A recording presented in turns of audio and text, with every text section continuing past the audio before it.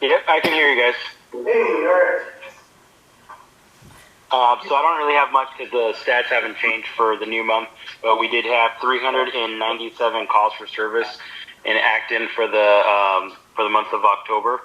And other than that, obviously we're keeping an eye on the winds and any outages and stuff like that. We've had extra patrols out coming to the. You guys work business, how fiscal years and stuff kind of happen, so we have to make sure that we are within our contract with all the minutes and stuff. So they've been hiring an extra West County car to kind of make sure that we have the sufficient units out there at this time. Hey, we got a question from somebody asking if it's legal to fire a BB gun or air gun on their own property. Yeah, they can do that. Okay, I didn't know the answer, so. So I have a question. Over the weekend, there was a Facebook post running around about the evils of Acton and the crime in Acton and the horrible things that go on here. One of the statements made was that there was a gang operating out of 1,000 trails. You cut out after 1,000 trails, whatever Jeremiah just did. It made a beep sound. So Yeah. you said. I'm like half deaf, so I want to feel in the Facebook post, the person who posted, which I have no idea who it is, stated that there was a gang operating at 1,000 trails. Is that any validity to that statement? You are the first to tell me about it. Is there people that commit crimes that live there? Absolutely. There's people that commit crimes all over the place. Is there an organization where, like, the only examples I can give you nearest to you guys would be like Rolling 60s, for example. There's a large population of them that all live near Larkin and Palmdale, so they operate as a gang. None of that's going on. Or in Santa Clarita, you have Brown Familia and stuff, and they're off White's Canyon. That apartment complex, is inundated with them, and yes, they operate as a gang. There might be a few people in Thousand Trails that might belong to the same gang, but unless they're under the federal injunctions and stuff, like them just hanging out, it's not like, unless we can catch them in the commission of a crime, then we can also get them for conspiracy. But once there's an injunction against the particular gang, if there's more than one of them in a public setting, then they're arrestable just for basically existing. But none of that is, like, not that we're aware of at Thousand Trails. Okay, so there's not a base of operations there or anything like that you're aware of? No. Okay. I hadn't heard that before, but since it was on the Facebook post, I just thought I would ask.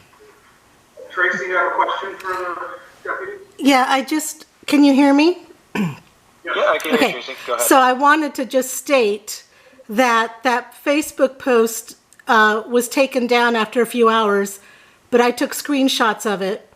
And the name of the gang is called Outlaw. And I don't know much about it, but the lady went on and on about the gang Outlaw, and I don't know anything else. So that's what Tom was referring to, that there's a specific gang. Not that people can form a gang, we know that. There's a specific gang. That's what Tom meant. That's all I have to say. Right. No, I got that much. Outlaw, if they're a motorcycle gang, I've never heard of them. The local ones are Vagos, and you have your Hells Angels and the Mongols and stuff like that. We don't have anyone that I'm aware of that's outlaws, and that would sound more like a motorcycle or, white gang kind of thing. But I'll look into it. I'll ask my guys if they know any our gang units, if they know any gang with that name. You guys got anything else?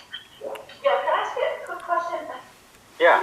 27 calls in Acton is a lot. It seems to me it's like 12 calls a day. Yeah. Do you normally get? That's about average. That's a lot. Yeah. People calling for reports, suspicious activity. Just us doing regular patrols of like the shopping centers, dropping observations for that. Anytime you see them at the park, it adds up. I mean, you have 24-hour coverage. You want the calls for service there. You know, if there's no calls for service, then the units go away too. Yeah. No, I'm not saying that we don't want a lot. I don't know what I'm saying. It seemed like a lot to me. That's all. Yeah. So if you say it's average, there wasn't enough. It just sounded like a lot. No, I mean, like, okay, for a typical day, for example, just so you guys kind of get where we're at, the Palmdale station fields about 350 to 450 calls on a normal day. During summer, that's like 600 to 700 calls each day. So out of all those calls, a very small percentage is actually coming out of Acton.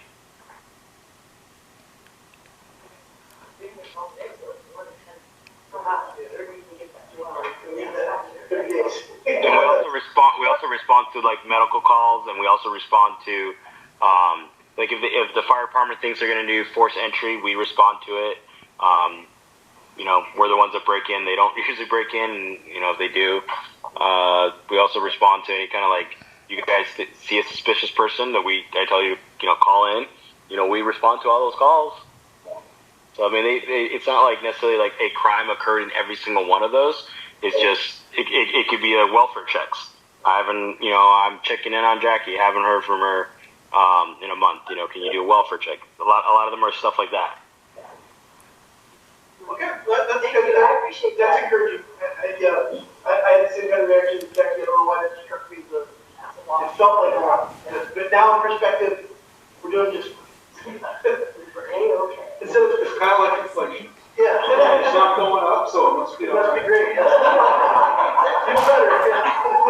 Yeah. Where it's not going up as much as it was. Yeah. Well, thank you, W. Martinez.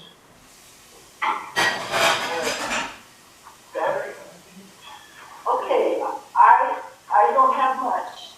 We've talked a lot more, but all I have is we did receive we followed up with the schedulers for the board hearing items out of regional planning.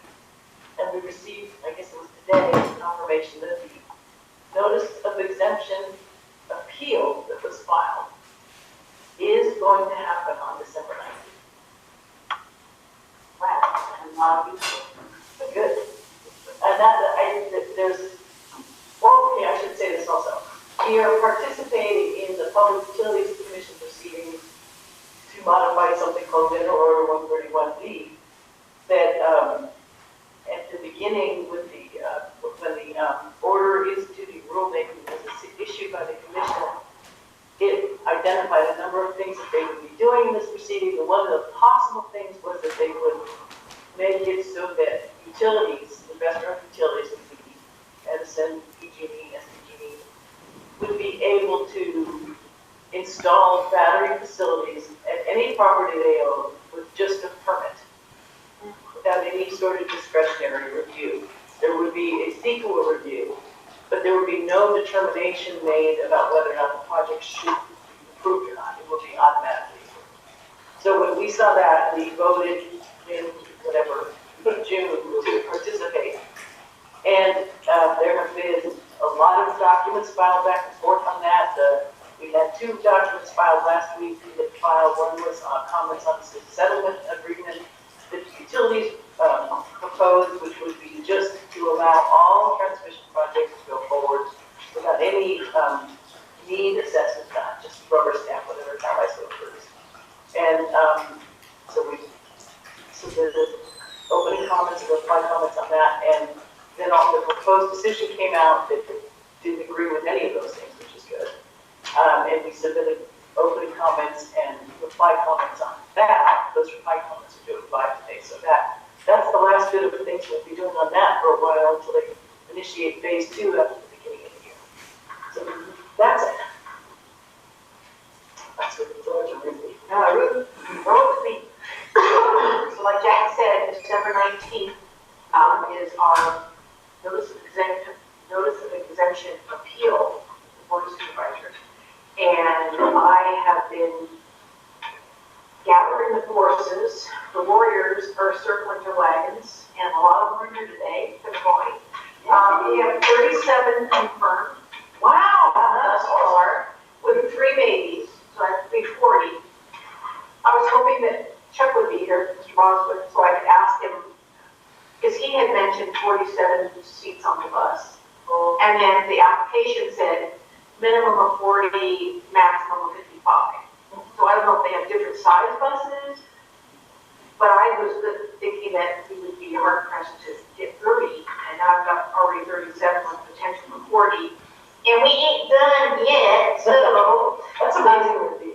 Yeah, and people are excited. So, and again, in conjunction with that, I have brought a short-term T-shirt order opportunity forward. Because there are some people that are going on those buses that do not already have their best shirts. Flash. I'm wearing mine. Get orders yet. I know. So, I've already got 7 orders for this new order of T-shirts, and we sold 96 out of 100 already. I have a few weird sizes left, like 3Xs that not everybody wants, you know, 3X. Some people like a 2X or an XL. So 3X wasn't like one of the most popular, and like extra small and small weren't that popular. I guess we're more average than we think, right? So I've got just a handful left from that first order of 100. So there's a lot of people wandering around acting one team, right? So real happy about that. So also, Deb is our web designer, and she has done everything pro bono. So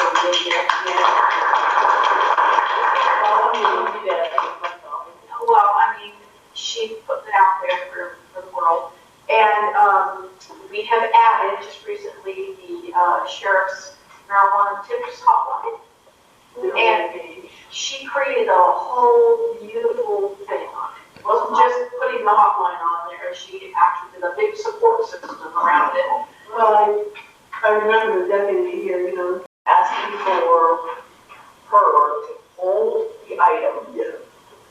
Did I mention that already? Yeah. Okay, sorry. You sent the email. Yeah. Yes, 2 weeks ago. Yeah. One more update. Yeah. And then I'm done. The lawsuit is moving forward, and because this deals with matters of CEQA, one of the prerequisites of CEQA, or requirements of CEQA, I should say, is that there be a settlement conference. So on the 15th, last week on the 15th, there was a settlement conference, and it was all done online, but it was the parties of the lawsuit. So county was there, county council was there, it's Hecate, so we all need to learn to pronounce this properly. It's Hecate, know your enemy. And their attorney was there, and our attorney, and anyway, the settlement conference it's supposed to be for free exchange of conversation about your differences, and hopefully maybe to find some common ground. And we didn't have great expectations, and that pretty much proved true. So, but we all went through the motions, and I feel like the good thing was that our side got to speak with county, because county had kind of closed the door on us once, you know, we started the appeal and then talking about legal actions. They just kind of shut us off. So shelter in place, I guess, I don't know. So we did get to discuss a few things with the county, and that was nice. But it was very vanilla. It was vanilla. But we were going through the motions, and it got done, and it's done. And so there's a... So the compromise would be if they stuck it in Chicago, we'd be doing that. Yeah. And everything that was discussed is totally confidential, so we don't discuss what we discussed. But I think there's a... But I don't try. I think you can report whether the Chicago option was voted. I think there's on the 21st of December, I believe they're going to set a trial date. I think that's a date that they've given us that they will actually just confer with all parties, etc. appeal before the judge. So, and that will happen on the 21st of December. That's all I've been able to find so far. Yeah, I think they'll also be setting the briefing schedule. So, Yeah, I've never done a court. I'm not leading the lawsuit. That's what like I say, I'm the pom-pom, so I'm not the brains. But, so anyway, that's my update. Not about. I'm reminded I should probably point this out, because we haven't really looked at all the matters in this report down on that. But I do want everybody to understand that the Angelino project, which is the mile-long project, is about 1,495 megawatts, according to the LGIA. The Humidor project is 420 megawatts, according to the LGIA. The Flea Flicker and the Thai projects are 200 to 250 megawatts, but that's just what they told Cal ISO. Typically, they're, as they told us, 25 to 40% larger. So altogether, at a minimum, these systems will be 2,235 megawatts, and I think it's going to be closer to 2,500 megawatts or more. So, yeah. The Hecate developer has created a website just for us. And it's about Humidor. And it's almost like they keep updating it and changing the text and adding things. And it's like they're responding to anything they see us say on social media or anything that we discuss. They take it and they address it in the website. Looking forward to their response. Yeah, like the first thing it says is safe battery storage. They'll say how it's 4,000 feet from the nearest neighborhood. Well, it's missing words. People have a lot of neighborhoods and active, but there are homes right there.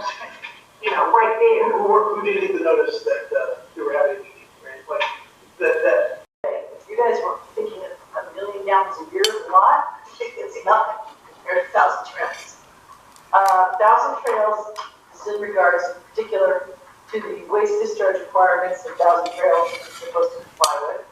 They're supposed to submit quarterly reports, and they're supposed to include certain information, which they've so far, they were supposed to start submitting their quarterly reports in January. They didn't submit any quarterly reports until August. And I've looked at those quarterly reports, and I'm just going to give a quick synopsis of some of the problems. There are a lot more than I'm going to say here. The water sample reported for the second quarter was actually collected in the third quarter. Neither of the documents report the average and maximum daily wastewater volume as required, and instead they just estimate the flow rates based on the number of fixtures. Their WDR says they're supposed to be reporting exactly that, their average daily over a month period and their maximum that they experienced in that single day in that month period. Their whole WDR hinges on the assumption that the campground discharges less than 100,000 gallons per day. So it's hard to believe that they're significantly less than this, given that the campground routinely extracts more than 2 million gallons per day, and often are close to 3 million gallons a day. 3 million gallons a day is almost 3,500 acre feet a year. And we're sitting here busting Waterworks District 37 for saying we want to extract another 1,000 acre feet out of the basin during wet years, whatever that means. And the EIR that was adopted, 4,000 trails assumed 1 million gallons a day, all right? Not 3, okay? So it's impossible. Okay, during the spring months of April, May, and June, we had a lot of rain, right? Nobody watered their plants, right? I mean, if you have water, to water your plants. So during that time, they were routinely using almost 2 million gallons a day. So how can they be using 2 million gallons a day when none of it's for irrigation, right? And discharging less than 100,000 gallons a day? They weren't using their pool right? So it wasn't like, you know, they were using the water to fill their pool. I just, how many units are in Thousand Trails? There is, well, they're permitted for 1,100 campsites. I think they've only built like 1,000 or so. So say it's 1,000. And so you can have 10 people per campsite, so it's 10,000. So how can they be using 2 billion gallons a day? Because they say that they're serving 28,000 customers in this report. That's what they're saying. And 1,000 spots. Yeah, And well, 10 campers are allowed per spot. they don't say how they're defining 28,000. What does that mean? They just add up the total number of people there every day. I don't get it. The whole report makes no It sense. doesn't make any sense. And what's troubling, another thing that's troubling is that this excessive extraction rate, you know, the habitat there is for stickleback. And before this project was built, their EIR talked about a healthy population of stickleback there on the property and required them to protect the property, right? And protect stickleback and Is that habitat. fish? Yes. And then within a year, they're all gone. And Because of pollution. well, no. According to Forest Service document, or not Forest Service, Fish and Wildlife, U.S. Fish and Wildlife, because the stickleback is at the highest level of protection. It's super duper endangered, you know. So, according to Fish and Wildlife, they said a reason why their habitat disappears is from overpumping, right? Because when you pull, 2 million gallons a day from where they are, they need surface water. And if the water drops below the surface, they die, right? So I'm very troubled by this. We've taken a position on Thousand Trails before, and we need to I think we should write a letter to water boards. I mean, this is just touching the iceberg on the Harlingen report. I have 3 more paragraphs on details, but write a letter to water boards explaining all of our concerns, and then also to regional planning, because we told regional planning that they need to redo the EIR, right? Because the EIR assumed that there would be no septic connections anywhere. The EIR assumed there'd just be like 20 some odd bathrooms and 2 dump stations, and instead they have over 700 septic connections, a lot of them in the floodplain, so they get overrun, they're not sealed. And we said that there's too much water being pulled out, it's too big, and that the EIR, 1 million gallons a day assumed by the EIR was just excessive. Well, now we know it's actually almost 3 million gallons a day. Doesn't make sense. Well, they have to watch you. This is what it No, I mean, it's, you get 1,000 campsites, they're 10 gallons per spot, times 250 gallons a day per person. How does that equate to 2 or 3 million in discharge? And they don't have a septic tank to process even 100,000 gallons. I agree. Well, they claim they do, and water boards apparently agrees that they have enough septic tanks to handle that 100,000 gallons a day. They had to add 4 more last year because I'm behind on the subject because I remember last time we were trying to get a CUP, but they're supposed to approve the main septic tank that was surfacing supposedly the hole. They never had to do that. And then That's what we were absolutely discharging all this volume of water. Yes. It's going where? into the river. So there's deficient monitoring, you mentioned that. And now, did the water board supply you with that information that their monitoring is deficient, the reporting is deficient? No, I looked at the reports of Thousand Trails submitted to the water boards because they're publicly available, and I looked at them, and I analyzed them, and I found out So they should come in and they should find Thousand Trails. And I know that's like $3,000 for each violation if it meets a certain criteria. I agree, or maybe they should rescind the WDI.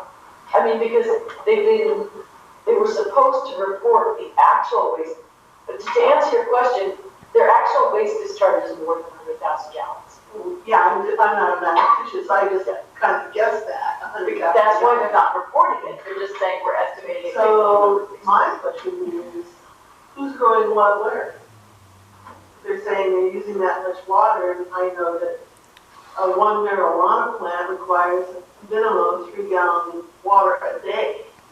Yeah, I don't know if they're growing marijuana there, But where's the water going? I don't know. Is that a little irrigation line that somebody's got money out of the wash or something? Yeah, I don't know, I mean, it just doesn't make sense. nothing's adding up. No. I mean, it could be hijacking the water. Yeah.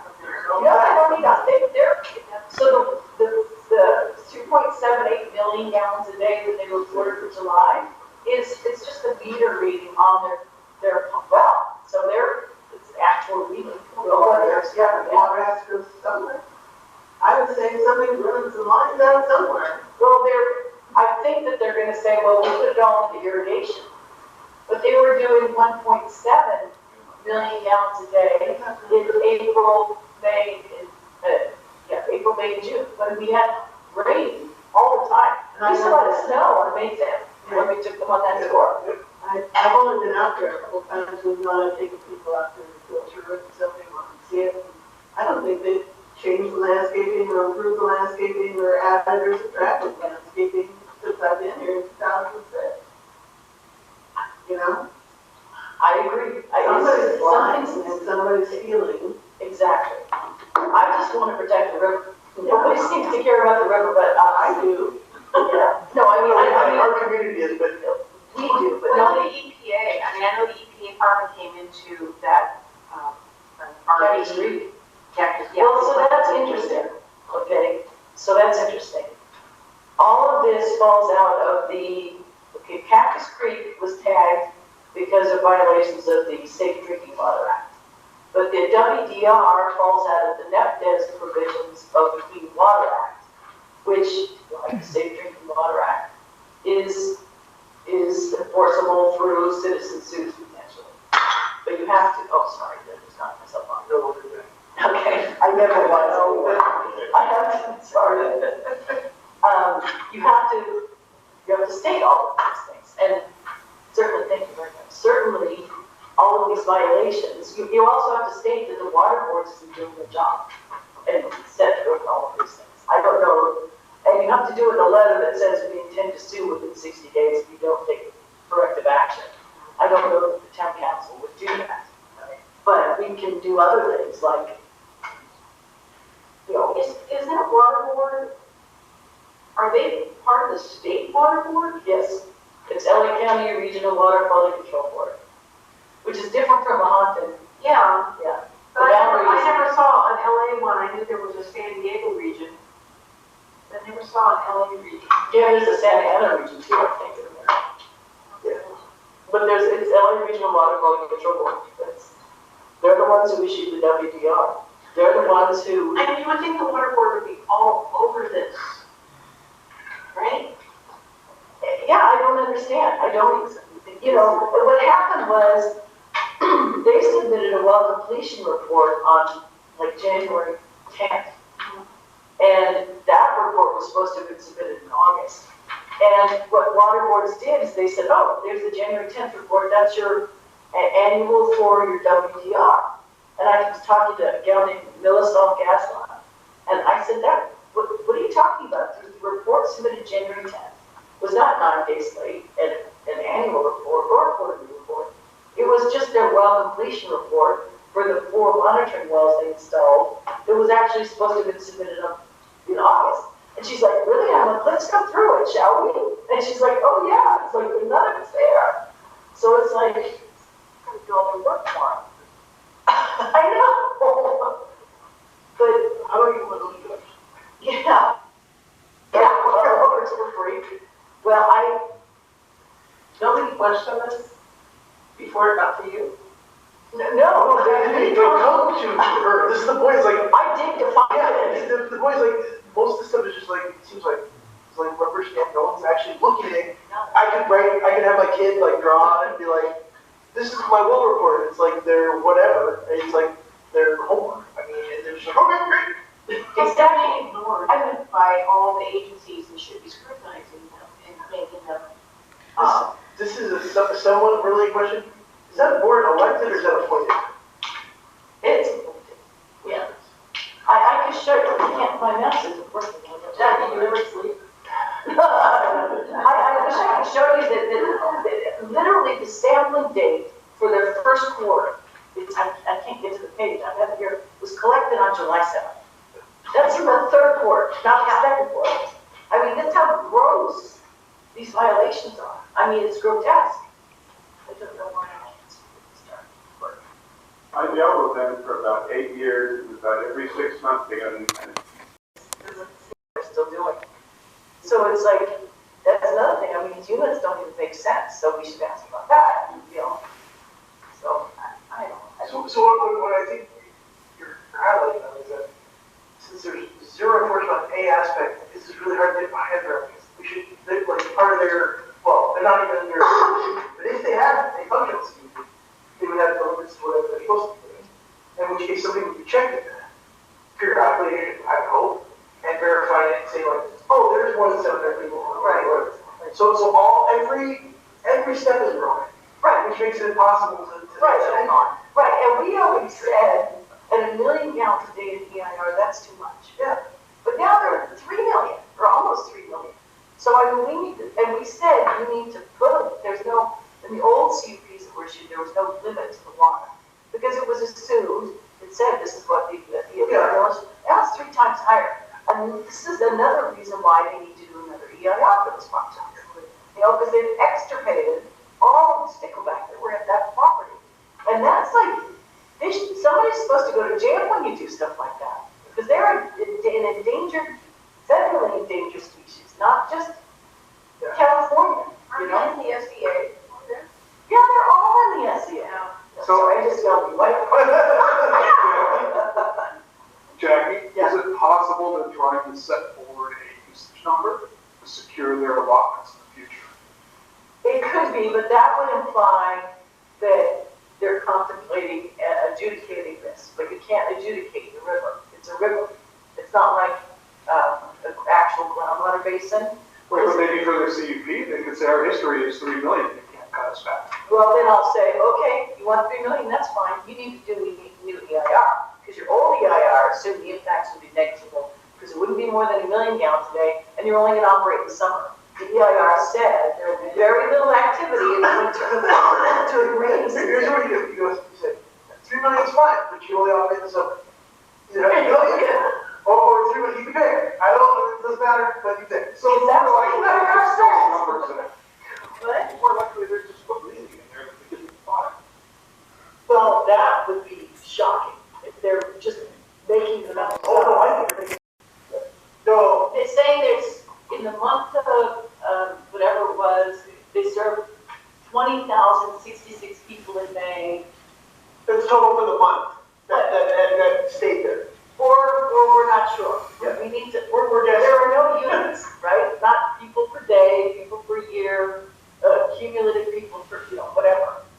For the month, okay. Because I'm like, the total population of Acton is like a little bit under 10, right? Yeah, that's why I said it's like double the population of Acton, which seems insane. Yeah, except for, Okay. theoretically, they can. The 1,100 campsites, 10 people a site, that's 11,000 people, which is almost double, you know, it's like 150% of Acton's population.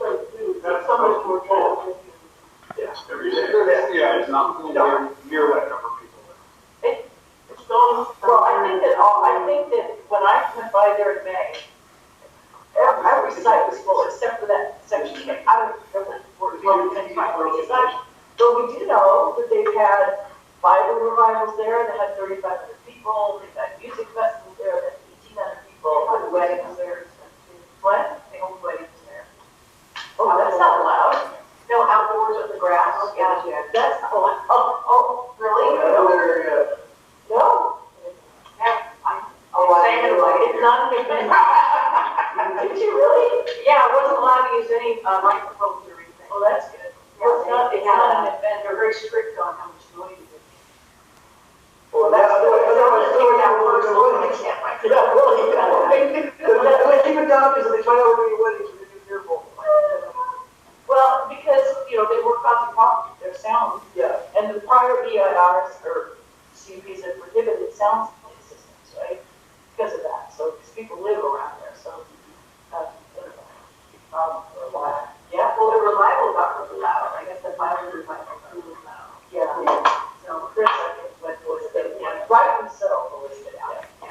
And why, They get a temporary, one of the things was allowed for TUP. oh, then they probably, Yeah. yeah, I think, I would have been, I don't know, I'm not, who knows what we can. Capital problems, Yeah, but they don't put the batteries for sure, those two. Yeah. So do you think we need to write letters to? Yeah, I guess, yeah, I know that we write letters to the water boards and the county. About the high water usage not making sense.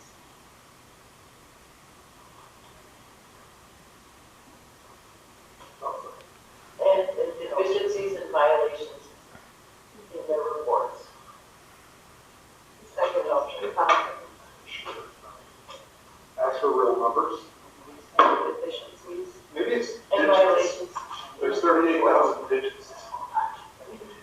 It really doesn't make sense. No, there's no right, they gotta just make I a file. Either that or somebody can't read numbers and is adding an extra zero. Or they just pick some form from the past and just. And or extrapolating and saying like, well, we use this, multiply it, because there'd be twice as many people this month, and then they come back and like, oh, just.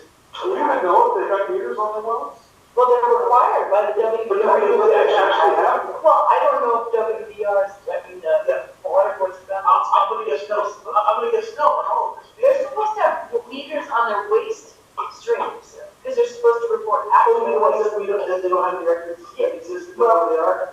Well, no, this isn't, but this is the water board's requirement. No, I know, but I'm saying like, water board, you have to tell them, hey, did you look at their report? Yeah, it's fine. And you're like, no, this is all wrong. And they're like, oh, yeah, it is. Yes, it is. It's like, so I have zero faith that anything is going on the way it should be. What are we supposed to do? I mean. Oh, no, we're doing this. No, we're doing our thing. I'm saying this is incredibly frustrating. I know you know. But like to essentially do their work for them. We should be the ones to be like, man, those guys are coming down hard on everybody. This is ridiculous. I want to say that out loud because that's probably what happens next. But to the rest of us, it won't happen to them. Well, keep in mind, that's why we're doing this, because the water board is going to go after our